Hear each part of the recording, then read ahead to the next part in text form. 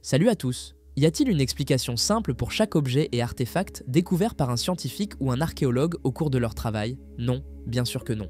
Cela ne nous dérange pas cependant, car lorsque les experts sont déconcertés par les choses qu'ils trouvent, cela nous laisse avec un mystère à résoudre. Connaissons-nous suffisamment les découvertes mystérieuses dans cette vidéo pour les expliquer? C'est parti! Liber Linteus. Lorsque vous avez affaire à une momie égyptienne ancienne, il y a parfois plus que juste la momie elle-même. Pour preuve, voici le matériel qui était autrefois enroulé autour de la momie de Zagreb, acquise par un homme d'affaires croate en 1848 et donnée au musée d'État de Croatie en 1877. Ce n'est que bien plus tard que quelqu'un a remarqué qu'il y avait quelque chose d'un peu inhabituel dans les bandages de la momie. Ce bandage est maintenant connu sous le nom de Liber Linteus. C'est l'un des registres les plus impressionnants et importants de l'ancienne langue écrite étrusque dans le monde. C'est juste dommage que nous ne puissions pas comprendre ce qu'il dit. Même maintenant, les historiens et les experts linguistiques n'ont pas pu déchiffrer la langue étrusque, donc nos connaissances sont limitées. Ces dernières années, cependant, nous avons réalisé suffisamment de percées pour arriver à l'idée que le sujet du Liber Linteus est un calendrier d'une sorte. Très probablement, c'est un calendrier d'événements rituels. Il y a même quelques universitaires qui soupçonnent qu'il pourrait s'agir de la Disciplina étrusque, un texte culturel étrusque qui était très estimé par les écrivains du monde romain antique, mais nous avons beaucoup plus de travail de traduction à faire avant de pouvoir confirmer ou infirmer cela. Montre suisse. Certaines découvertes d'artefacts semblent tellement déplacées qu'il est tentant de les écarter instantanément comme étant soit un canular, soit une plaisanterie pratique. En voici une. En 2008, une minuscule montre suisse a été trouvée à l'intérieur d'une tombe de la dynastie Ming à Shaanxi en Chine. La tombe n'avait définitivement pas été ouverte depuis au moins 4 siècles avant 2008, donc il n'y avait aucune façon que la montre aurait dû y être. Il ne fait aucun doute que l'artefact est ce qu'il semble être. Elle est faite de métal, elle a le mot suisse gravé dans son dos et ses aiguilles sont arrêtées à 6 minutes et 10. La Suisse n'a été fondée qu'en 1848, donc il est impossible que le mot ait été gravé au dos d'une montre avant que la tombe ne soit scellée pour la dernière fois au XVIIe siècle. Les explications pour cette découverte bizarre sont rares. Une idée est que des pilleurs de tombes ont pénétré dans la tombe à un moment donné avant 2008 et ont accidentellement laissé la montre derrière eux. Si c'est le cas, ils ont fait un travail expert de recellage de la tombe en sortant et ne semblent pas avoir emporté quoi que ce soit de valeur avec eux. Une idée encore plus farfelue est qu'un rongeur a creusé dans la tombe et a d'une manière ou d'une autre emporté la petite montre avec lui. L'une ou l'autre de ces explications vous semble-t-elle probable? Nodule sépiaire. Notre prochaine découverte mystérieuse n'est pas techniquement un artefact, du moins nous ne le pensons pas. Il s'agit d'un phénomène connu sous le nom de nodule sépiaire. Vous pouvez trouver des exemples de ceux-ci partout dans le monde, mais ils sont particulièrement prévalents dans le golfe du Mexique et dans le sud de l'Utah aux États-Unis. Les nodules sépiens se présentent généralement sous forme de sphères qui semblent avoir été élaborément décorées. Ils ressemblent un peu à des boules de boue, certaines remplies de cristaux jaunes. Alors que certains théoriciens marginaux insistent sur le fait que les nodules sépiens sont d'origine artificielle, les scientifiques sont convaincus qu'ils sont un type spécifique de concrétion rocheuse sédimentaire. Ils soutiennent que la plupart des exemples dans le golfe du Mexique se sont formés entre 50 et 70 millions d'années, lorsque la vie marine en décomposition, les coquillages par exemple, attirait le sédiment autour d'elle-même et créait des boules de boue basiques. Lorsque la marée se retirait, les boules séchaient et commençaient à craquer. Quand la marée revenait, elle déposait plus de sédiments dans les fissures. Finalement, l'aragonite s'est formée sur les bords des fissures et la calcite jaune s'est formée dans les espaces vides, complétant ainsi les formes et motifs distinctifs. Idole de Shigir. Certains artefacts anciens semblent déterminés à garder leur secret, peu importe à quel point nous essayons de les trouver. L'un d'eux est l'idole de Shigir. Chaque fois qu'un nouveau type de test est effectué sur cette statue en bois, il conclut qu'elle est encore plus vieille que ce que les derniers tests avaient suggéré. L'idole a été trouvée submergée dans un marécage de tourbe dans les montagnes de l'Oural en Russie en 1890. Les archéologues de l'époque l'ont estimée à 10 000 ans. Cette estimation a duré jusqu'en 2018, lorsque des scientifiques modernes l'ont datée au carbone en supposant qu'ils découvriraient qu'elle était plus jeune. À leur grande surprise, leurs tests ont donné à l'artefact un âge de 11 800 ans. Les experts étaient tellement stupéfaits qu'ils ont envoyé l'idole à un autre groupe de scientifiques pour d'autres tests. Cette fois, l'âge est revenu à 12 100 ans, ce qui la rend plus de 2 fois plus vieille que les célèbres pierres debout de Stonehenge en Angleterre. La statue de 2 mètres de haut est décorée de hiéroglyphes indéchiffrables et de gravures de visages humains, apparemment réalisées à l'aide de dents de castor. Personne ne sait qui l'a fabriquée, ni quelle pourrait être sa véritable signification. Si nous ne pouvons même pas déterminer son âge, comment pouvons-nous espérer découvrir quoi que ce soit d'autre à son sujet? Effigie Kigango. Ensuite, nous avons un Kigango. Qu'est-ce qu'un Kigango, pourriez-vous demander? Eh bien, c'est une statue commémorative en bois du genre sculptée par le peuple Mijikenda qui vit sur la côte sud-est du Kenya. Elles ne semblent pas particulièrement humanoïdes en forme, mais elles sont censées être des effigies de la forme humaine. Personne ne sait quand la pratique d'érection des effigies Kigango a commencé, mais dans le passé, elles étaient construites pour durer. Une fois érigées, elles avaient tendance à être laissées là jusqu'à ce qu'elles pourrissent, un processus qui pourrait prendre des siècles. Chaque Kigango était à peu près de taille réelle et serait peint dans des couleurs qui étaient pertinentes pour le défunt. Andy Warhol était connu pour être un grand admirateur des Kigango et en conservait plusieurs dans ses galeries. Il y en a plusieurs autres dans les musées et galeries d'art des États-Unis d'Amérique. Cependant, l'opinion publique commence à exercer une pression sur les propriétaires de ces musées pour qu'ils restituent les artefacts au Kenya. Dans leur pays d'origine, les effigies Kigango sont associées à une société secrète connue sous le nom de Gohu, sur laquelle très peu de choses sont connues. Couteau de Gebel El Arak. Un couteau de Gebel El Arak, parfois également connu sous le nom de couteau de Djebel El Arak, est l'un des artefacts les plus remarquables de la période Nakada II de la préhistoire égyptienne. Ce couteau en ivoire et silex, âgé de quelque part entre 5200 et 5500 ans, nous donne un aperçu des conditions culturelles de l'Égypte de l'époque, car il affiche des signes d'influence mésopotamienne. La provenance du couteau est inconnue avant son achat au Caire par l'égyptologue français Georges Aaron Bénédite en 1914. Après son retour en France, il a immédiatement fait don de la pièce au Louvre, où elle se trouve depuis. La personne qui a vendu le couteau à Georges a dit qu'il a été découvert sur le site de Gebel El Arak, d'où son nom, mais les experts modernes pensent que l'arme est plus susceptible de provenir d'Abydos.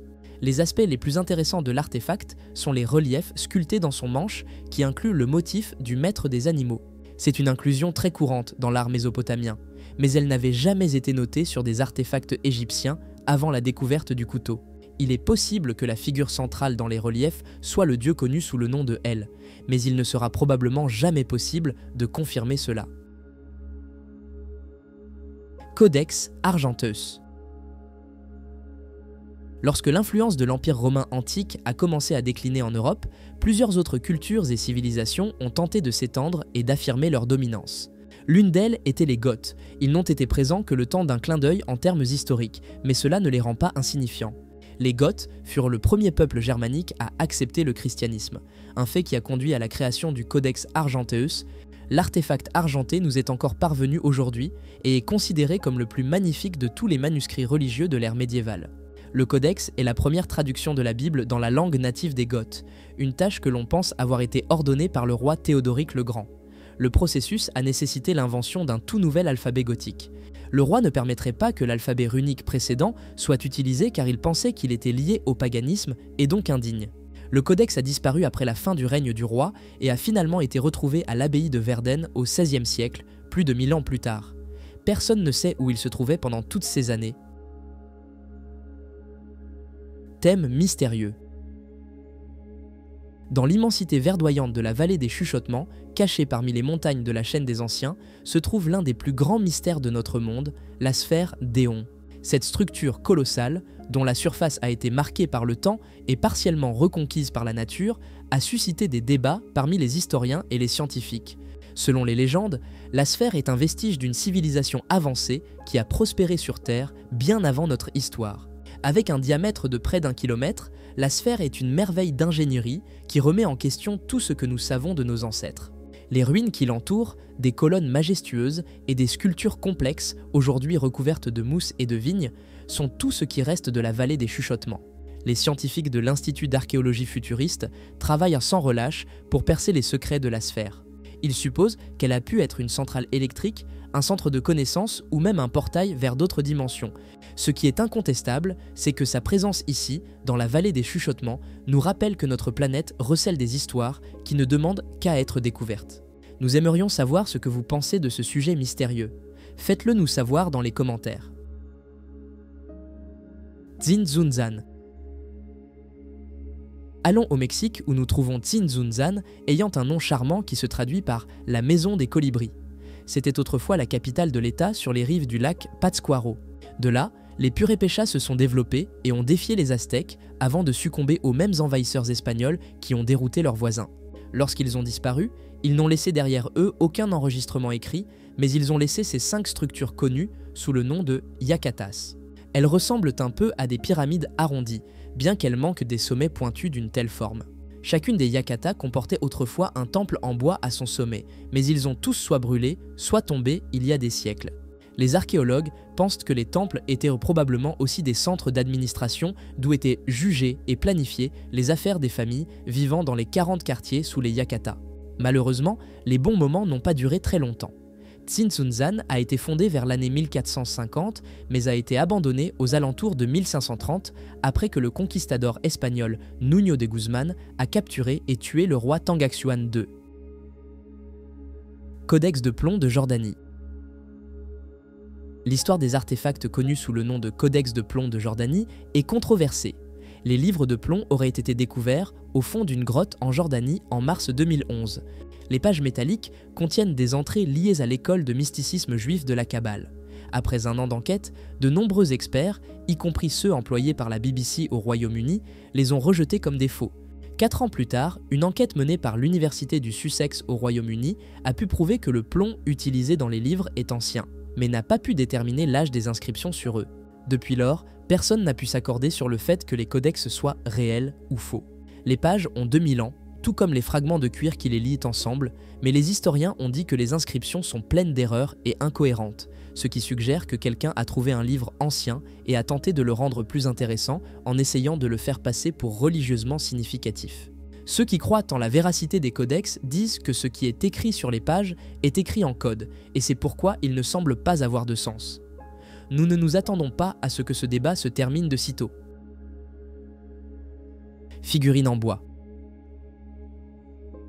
Dirigeons-nous maintenant au Royaume-Uni avec une découverte étonnante de l'époque romaine. Cette figurine en bois a été trouvée lors d'une fouille archéologique avant la construction du nouveau réseau ferroviaire à grande vitesse HS2, qui traversera le site de la découverte à Three Bridge Mill à Twyford, dans le Buckinghamshire.